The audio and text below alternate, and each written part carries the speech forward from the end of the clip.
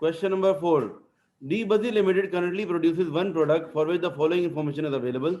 Selling price given है, direct material, direct labor, variable overhead. ये तीनों मिला के क्या हो जाएंगे? Variable cost.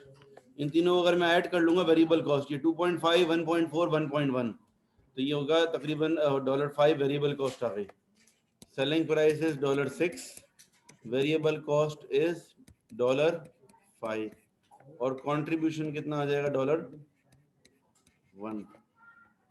अब using the data for the current product D946, calculate break even point in units and sales value. Break even point. अब ब्रेक इवन पॉइंट का फॉर्मूला क्या होगा? Fix cost upon contribution per unit. ठीक है, fix cost आपकी कितनी है? 120,000 divided by contribution per unit कितना है? 1, तो आंसर 120,000 ही आ जाएगा यूनिट्स. अच्छा भाई, पार्ट 2 पे आते हैं. Profit for the year. Profit for the year में क्या होगा? देखो, प्रॉफिट फॉर द ईयर निकालने का तरीका क्या बताया था मैंने? Selling price minus variable cost करते हैं तो क्या आता है? कंट्रीब्यूशन.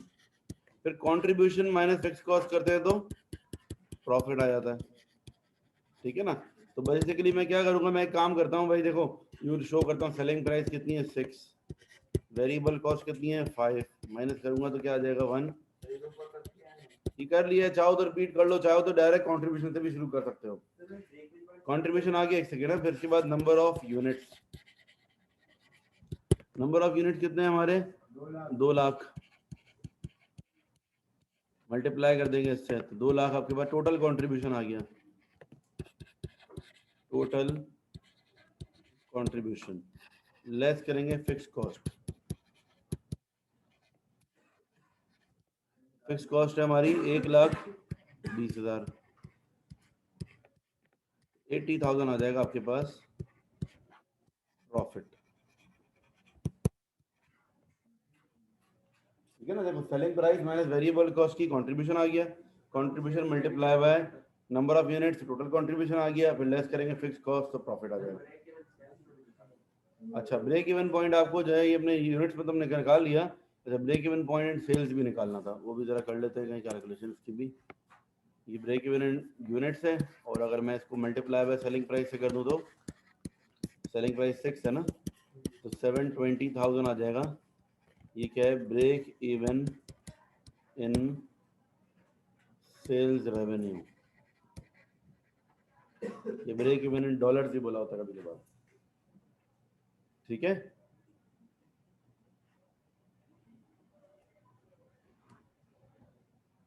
अच्छा भाई, नेक्स्ट पार्ट में बोला हुआ है margin of safety. Margin of safety होता है sales units minus break even units.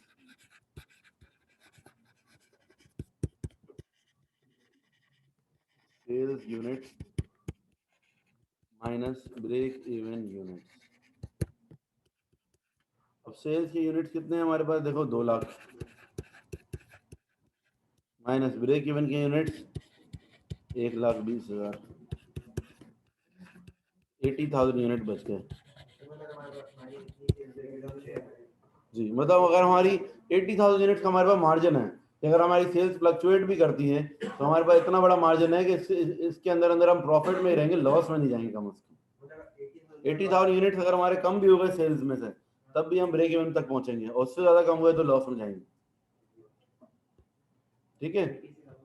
अच्छा भाई, फिर margin of safety as a percentage है.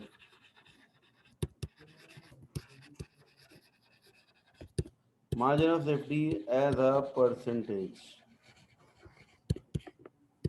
Margin of safety as a percentage में क्या होगा भाई? सेल्स यूनिट्स, मतलब margin of safety in units divided by, यूं भी कर सकते हैं.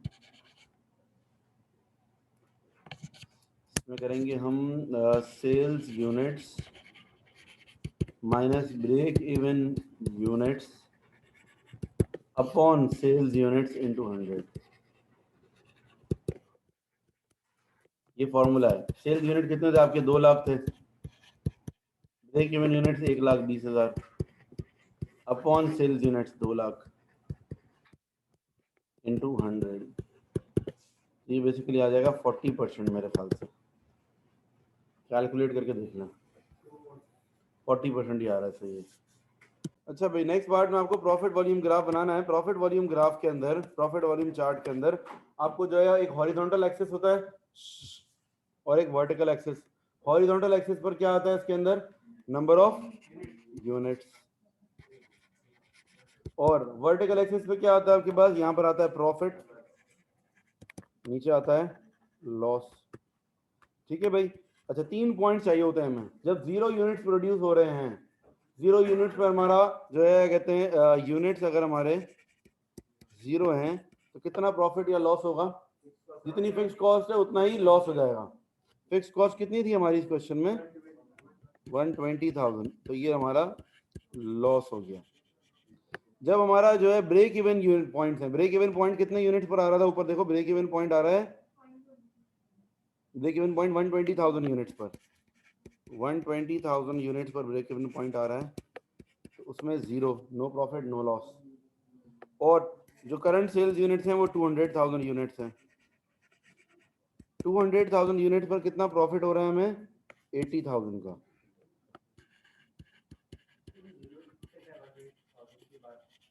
मैंने क्या लिखा हुआ है देखो, 0 यूनिट्स के ऊपर 120,000 का लॉस हो रहा है, 120,000 यूनिट्स के ऊपर 0 का प्रॉफिट हो रहा है, नो प्रॉफिट नो लॉस, मतलब 0 प्रॉफिट लॉस है। और तीसरे में 200,000 यूनिट्स पर 80,000 का प्रॉफिट हो रहा है। ठीक है, देखो उसके अंदर याद करो, अब मैं दोबारा से रिपीट कर रहा हूँ आपको, जो है कहते हैं प्रॉफिट वॉल्यूम चार्ट में कितने पॉइंट चाहिए होते हैं? 3 पॉइंट्स। एक चाहिए होता है 0 यूनिट्स के ऊपर, 0 यूनिट पे कितना प्रॉफिट या लॉस आ रहा है ये देखना होता है। 0 यूनिट पे कितना लॉस होता है? जितनी फिक्स कॉस्ट है। उसके बाद ब्रेक इवन पॉइंट पर 0 प्रॉफिट और लॉस, और उसके बाद जो करंट सेल्स यूनिट्स है उस पर प्रॉफिट। ठीक है, तो मेरे पास जो है कहते हैं, मैं ऊपर यू 40 के ले लेता हूँ, 40। अगर मैं मुझे नीचे जाना है 120 तक, लॉस में 120 तक जाना है ना, तो 40, 80 और 120 नीचे है तो माइनस में होगा ऑब्वियसली। अच्छा, माइनस में एक काम करते हैं, माइनस में नहीं लिखते, हमने यहाँ लॉस लिख दिया ना, लॉस का मतलब माइनस ही है। ठीक है ना, माइनस लिखने की जरूरत नहीं है। और ऊपर जो हमें जाना है वो क्या करना है? प्रॉफिट है 40 और 80। अच्छा भाई, क्या करना है? 0 यूनिट पर क्या हो रहा है? 120 का लॉस, यहाँ पर एक क्रॉस बना दिया। उसके बाद कितने यूनिट है? 120,000 यूनिट, टोटल यूनिट मुझे 200 तक लेके जाना है। ठीक है, 40, 80, 120, 160 और 200। यहाँ पर नंबर ऑफ यूनिट्स हैं और 1000 लिख देंगे ब्रैकेट में। प्रॉफिट के साथ भी 1000 लिख देंगे, लॉस के साथ भी 1000 लिख देंगे। ये 3 जीरोस में नहीं लिख रहा इसलिए। अच्छा भाई, 120,000 यूनिट पर 0 प्रॉफिट और लॉस है, और 200,000 यूनिट पर 80,000 का प्रॉफिट।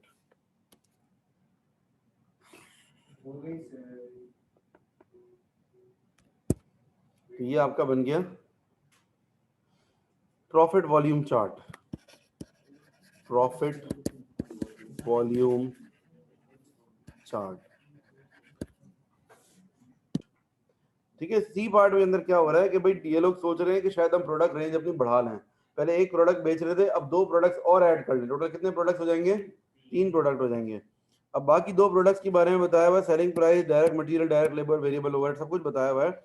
अच्छा, क्या बोला? फिक्स कॉस्ट डबल हो जाएगी हमारी। The demand for each product is estimated to be fixed और रिगार्डलेस ऑफ वेदर और वन। अच्छा ठीक है, अगर बोल रहे हैं और प्रोडक्ट्स ऐड करेंगे तो ऐसा नहीं होगा कि पुराने प्रोडक्ट की सेल्स कम हो जाए, ऐसा नहीं होगा। ठीक है, existing workforce is currently operating at full capacity. DOC decides to extend the product range with both additional products. Calculate the maximum profit DOC could achieve in next year if it were to produce all 3 products. क्या करना है? Simple profit निकालना है। Profit निकालने का तरीका क्या होता है? ब्रेक इवन वाले चैप्टर में मार्जिनल का फॉर्मेट यूज करेंगे। मार्जिनल का फॉर्मेट क्या है? पहले हम लिखेंगे selling price, selling price minus variable cost, selling price minus variable cost, तो क्या आ जाएगा? कंट्रीब्यूशन। और कंट्रीब्यूशन में से लेस करेंगे हम फिक्स्ड कॉस्ट, तो आ जाएगा प्रॉफिट। अच्छा, कंट्रीब्यूशन को पहले multiply by number of unit भी करना पड़ेगा, तो ये आ जाएगा 3 होगा। मैं 3 कॉलम बनाऊंगा आगे। कंट्रीब्यूशन के बाद नंबर ऑफ यूनिट से मल्टीप्लाई करेंगे, टोटल कंट्रीब्यूशन आ जाएगा।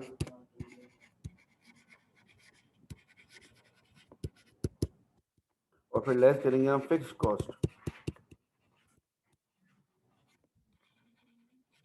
तो फिर ये आ जाएगा प्रॉफिट। ठीक है, ये प्रॉफिट आ जाएगा।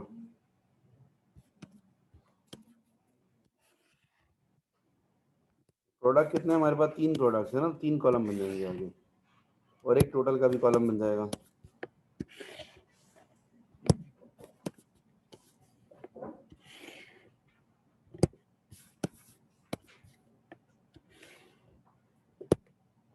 अच्छा भाई, तो सेलिंग प्राइसेस कितनी कितनी, कौन कौन से प्रोडक्ट है, नाम क्या है प्रोडक्ट के? पहला है D946, D947 और D948 और आखिर में टोटल। ठीक है, तीनों प्रोडक्ट की जो वो है सेलिंग प्राइसेस, सेलिंग प्राइसेस कितनी कितनी है? देखो पहले प्रोडक्ट की जो $6 थी, सेलिंग प्राइस 6 थी, दूसरे की 9 है और तीसरे की 13 है। वेरिएबल कॉस्ट, वेरिएबल कॉस्ट पहले वाले की थी 5, माइनस करेंगे तो आ जाएगा आपके पास 1 का कंट्रीब्यूशन। दूसरे प्रोडक्ट की वेरिएबल कॉस्ट कितनी, जरा प्लस करो, 6.6, 2.4 और 1.5, 10.5 की वेरिएबल कॉस्ट है। ये तो नुकसान वाला प्रोडक्ट है भाई, 1.5 का कंट्रीब्यूशन माइनस में आ रहा है। और तीसरा प्रोडक्ट जो है वो उसकी 10 आ रही है, तो 3 हो जाएगा। वो बात सही है, लेकिन इससे अच्छा बनाया नहीं इस प्रोडक्ट को, तो फिर इस प्रोडक्ट को तो बनाना ही नहीं चाहिए। ये तो वही बंदा है जो कि एक तो घर में साथ रह रहा है, कुछ कंट्रीब्यूट भी नहीं कर रहा, ऊपर से उधार मांगता है रोजाना। भाई कोई नॉन फाइनेंशियल फैक्टर हो सकता है और अदर फैक्टर हो सकता है, कॉम्प्लीमेंट्री गुड्स वाला ऐसा कुछ, लेकिन नॉर्मली क्या होगा, देखो यहाँ क्वेश्चन में हमें एक बात बता दी है पर कि ना कहते हैं एक प्रोडक्ट के बंद होने से बाकी दोनों प्रोडक्ट पे कोई फर्क नहीं पड़ रहा, ये स्टार्टिंग बता दिया। तो अभी तो खैर हमें कैलकुलेशन करनी है, आगे जाके हम रीजनिंग करेंगे जब पूछेगा, तो फिलहाल तो कैलकुलेशन कर लेते हैं। अच्छा भाई, अब नंबर ऑफ यूनिट से मल्टीप्लाई करो। नंबर ऑफ यूनिट्स के 2 लाख हैं पहले वाले के,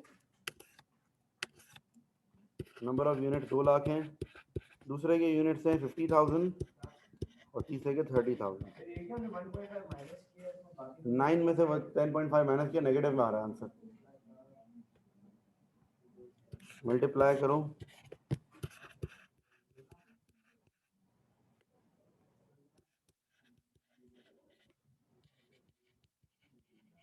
75,000 नेगेटिव में होगा।